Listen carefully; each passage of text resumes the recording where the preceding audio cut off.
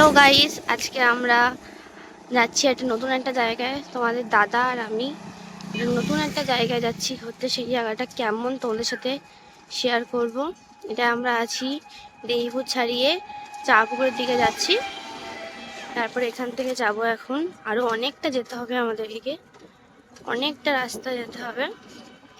তোমাদেরকে দেখিয়ে দেবো যে কোথায় আমরা যাচ্ছি।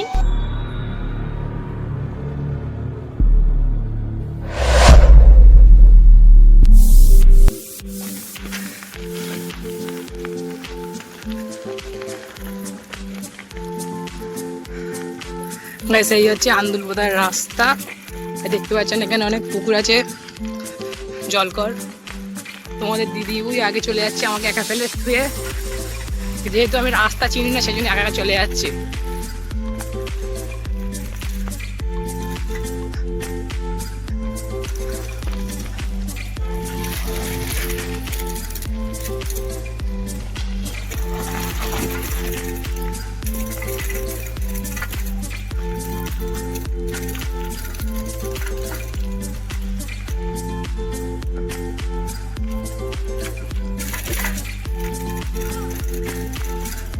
এখানকার রাস্তাটা দেখুন, অসাধারণ রাস্তা, মানে পাহাড়ের মতো রাস্তা। কত স্লাইড রাইট,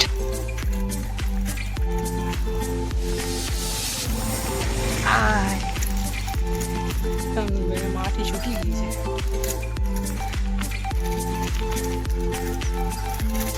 ঠিক আছে আমাদের দর্শক, হ্যাঁ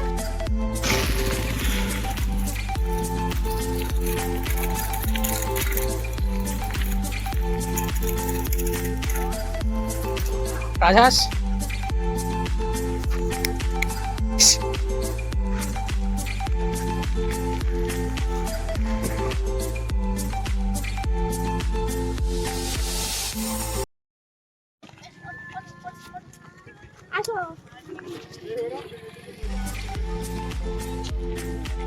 হাত ধরে তুলতে পারবে কি?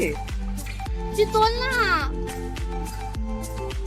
কিছু বলবে না, ঠান্ডা লাগছে আরো।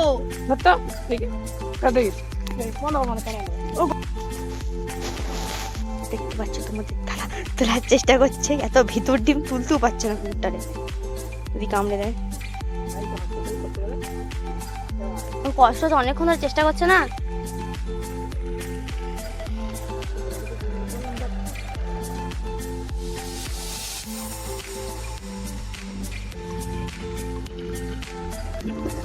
ও বাবা, তুমি সরো বাবা, আমি তুলবো।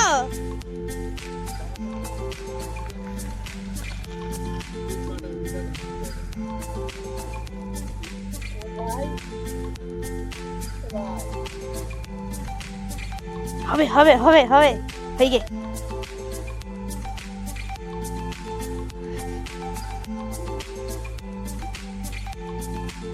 আর আমি চেষ্টা করি একটু বাবা। হ্যাঁ, অবশেষে তোমার দুজনের দিদি এই পুকুরটাকে বাঁচিয়েছে, তোমার উপর টেনে তোলা হয়েছে কোনো রকমে। হ্যালো গাইস, দেখতে পাচ্ছ আমাদের অবস্থা রোদ্দুরে। রোদ্দুরে বাঁচার জন্য একদম ডাকাত না, মেয়ে ডাকাত। আমাদের রোদে বাঁচার জন্য এরকম ব্যবস্থা করতে হয়েছে, কিছু করার নেই। মানে প্রচন্ড রোদ, মানে এত রোদ লাগলে আমাদের মানে মুখটা ফুল ওয়েস্ট ইন্ডিজের লোকেদের মধ্যে হয়ে যাবে। আমরা যদি এখন কোনো কারোর কাছে বাড়িতে চুরি করতে যাই তবে এখন চিনতে পারবে না। আমার কিন্তু হেভি লাগে। এখানে দেখতে পাচ্ছ খুব শুকিয়ে গিয়েছে মাঠটা, মানে সামান্য একটুখানি জলই আছে, মাটি কেটে গিয়েছে।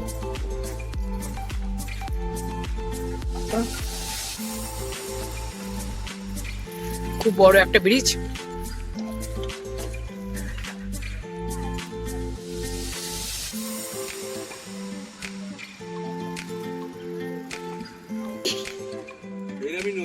নদী শুকিয়ে গিয়েছে, কষ্ট হয়ে গিয়েছে, আর উঠতে পারছে না।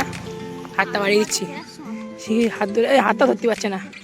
আন্দুলবোদা থেকে ফেরার পথে আর মানে কারুর গায়ে আর শক্তি নেই, যেহেতু সাইকেল করে এসেছিলাম। সেদিন দিয়ে এখন মাটিতে বসে পড়েছে। এই বসিস না, এই এই এই এই। এই রাস্তার মাঝে বসে পড়েছে। প্যান্ট টেনে নোংরা লেগে যাচ্ছে, তাও মাঠে বসে রয়েছে। এই ওট ওট ওট ওট প্রচন্ড পায়ে ব্যথা করছে, আর পাচ্ছি না আমি। ওঠ, চ চ চ। নিদা আহত হয়ে গেছে মানে কষ্টে। এখন অনেকটা পথই বাকি, প্রায় 4.5 কিলোমিটার। তো গাইস, তোমাদের দিদিকে মানে বাড়ি পর্যন্ত দিয়ে আসলাম, কারণ সেদিকে খুবই টায়ার্ড হয়ে গিয়েছে এত সাইকেলিং করে। তো এবার আমিও বাড়ির দিকে যাচ্ছি। এইবার আজকের ব্লগ এই পর্যন্তই। আশা করি ব্লগটা ভালো লেগে থাকবে। ভালো লেগে থাকলে একটা লাইক, একটা সাবস্ক্রাইব করে দেবেন।